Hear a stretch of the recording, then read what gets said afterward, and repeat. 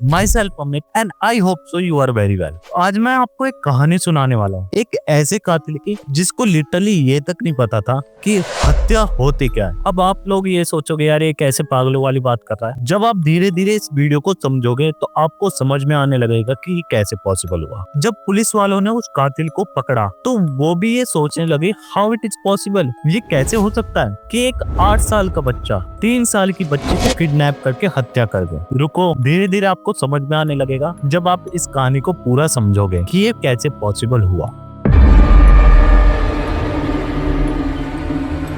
तो ये बात है सन 1998 की। एक बच्चे ने बेगूसराय के मसूरी गांव में सादा परिवार में जन्म लिया। अब उस गांव के लोग ज्यादातर अपना जीवन यापन मजदूरी या बैलगाड़ी चला के किया करते थे। आप लोगों को मैं एक चीज क्लियर कर दूं, आज की तरह पहले इंडिया इतना डेवलप नहीं था, ना ही ज्यादा टीवी, फोन, फ्रिज, एसी वगैरह ये सब हुआ करते थे। अपना नॉर्मली जीवन यापन के लिए मजदूरी या छोटे मोटे काम करके किया करते। और ऐसा नहीं है कि सुविधा नहीं थी तो वो दुखी थे, लिटरली आज के समय से बहुत ज्यादा वो सुखी थे।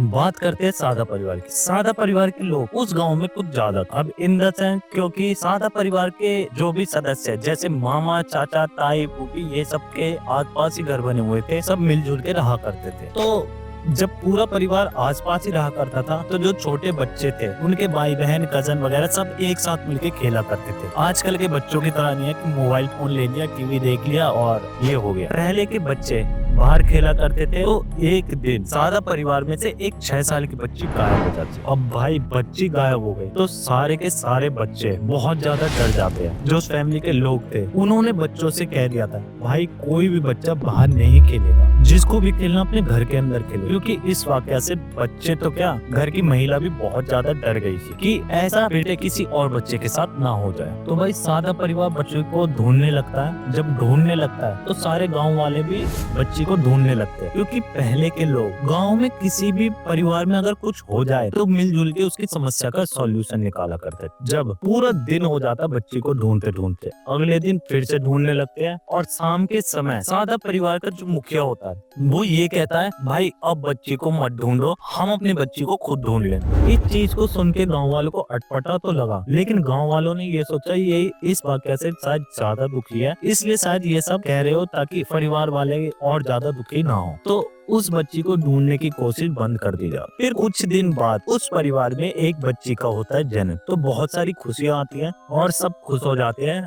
उस बात को भूल जाते हैं बिल्कुल। और जब बच्ची का जन्म हुआ तो पूरे गांव वालों को तो पता चल ही जाएगा कि इस परिवार में एक बच्ची ने जन्म लिया है। फिर एक दिन वो तकरीबन 6 महीने की हुआ होगी, वो बच्ची हो जाती है गायब। अब वही बच्ची गायब हो गई तो गांव वालों को तो पता चलेगा भाई बच्ची गायब हो गई। अब बच्ची गायब हो गई तो गांव के आसपास के लोगों ने पूछा यार तुम्हारे घर में से रोने की आवाज नहीं आती, बच्ची कहाँ है? तो परिवार के लोगों ने कुछ अटपटे से जवाब दिए और ऐसे जताया कि जैसे वो लड़की पहले यहाँ कभी थी नहीं।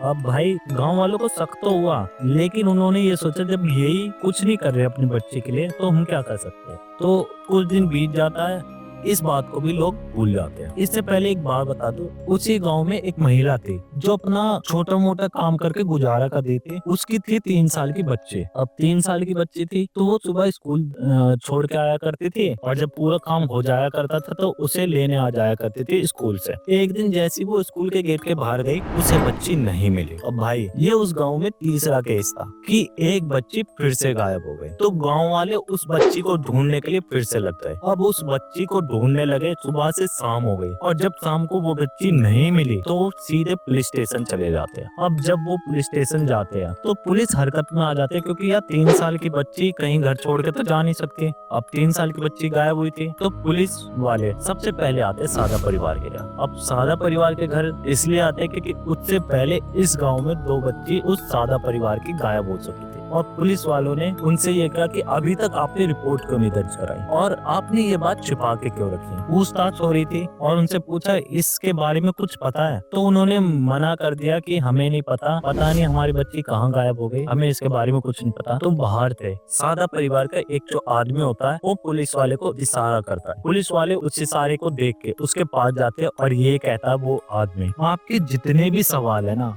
वो ये बच्चा आपको बताएगा। पुलिस वाले ये बच्चा बताएगा करेगा। पुलिस वाले भी नॉर्मली उससे पूछते हैं, बेटा आपके साथ वो बच्ची खेलती थी, बेटा आप उस बच्चे को जानते हो? तो वो मुस्कुराता रहता, कुछ जवाब नहीं देता। पुलिस वाले भी सोचे यार इस बच्चे के पीछे क्या टाइम बर्बाद करें, लेकिन फिर भी पुलिस वालों ने उससे थोड़ा पूछताछ की। वो हंसता रहा, कुछ नहीं बोला। फिर उसका एक जवाब आया, पहले बिस्कुट दो जब बताऊंगा। अब 8 साल का बच्चा है तो यार वो बच्चों वाली तो हरकत करेगा ही। तो पुलिस वालों को इसके साथ फ्रेंडली होना पड़ा, क्योंकि यार एक अपराधी की तरह 8 साल के बच्चे को ट्रीट नहीं कर सकते, ये तो आप भी मानते हो। तो जब पुलिस वालों ने उससे पूछताछ की और तो ये पता चला कि वो तीनों की तीनों हत्या उसी बच्चे ने की थी, और जो 2 पहले सादा परिवार में 2 बच्चे गायब हुई थी वो भी उसी लड़के ने उनकी हत्या की थी। उसको बचाने के चक्कर में सादा परिवार ने अभी तक कोई एक्शन नहीं लिया था। अब आप लोग भी ये सोचेंगे कि 8 साल का बच्चा ऐसे कैसे कर सकता है। ये जब वाकया हुआ ना, आप तो क्या पूरा विश्व में ये चर्चा हुई कि ये कैसे हो सकता है कि 8 साल का बच्चा 3 खून कर दे। अब जब पुलिस वालों को ये बात पता चली तो उसे जेल में तो नहीं कर सकते थे, भाई छोटा बच्चा था, और परिवार वालों ने कहा भाई इसे इतनी समझ नहीं है कि हत्या क्या होती है। तो उसकी सिफारिश परिवार वालों ने की कि इसको अभी इतनी समझ नहीं है, इसे जेल भेजना सही नहीं होगा। भाई ये बात भी सही थी। तो उसे साइकाइट्रिस्ट के पास दिखाया गया, जिससे ये पता चला उसे कंडक्ट डिसऑर्डर था। कंडक्ट डिसऑर्डर एक ऐसी अवस्था होती है अगर किसी व्यक्ति को हो तो वो व्यक्ति दूसरों को चोट पहुंचाने या उसकी हत्या करने में मजा आने लगा उसे। तो वो बच्चा इसी कंडक्ट डिसऑर्डर से ग्रसित था। तो भाई 3 खून तो किए थे, तो उसी के पास के गांव मुंगेर में बाल सुधार गृह में भेज दिया गया, जहाँ पे उसने अपनी सजा काटी। सजा इन द सेंस ताकि वो बच्चा सुधर जाए। और अब तो खैर वो छूट गया होगा। इस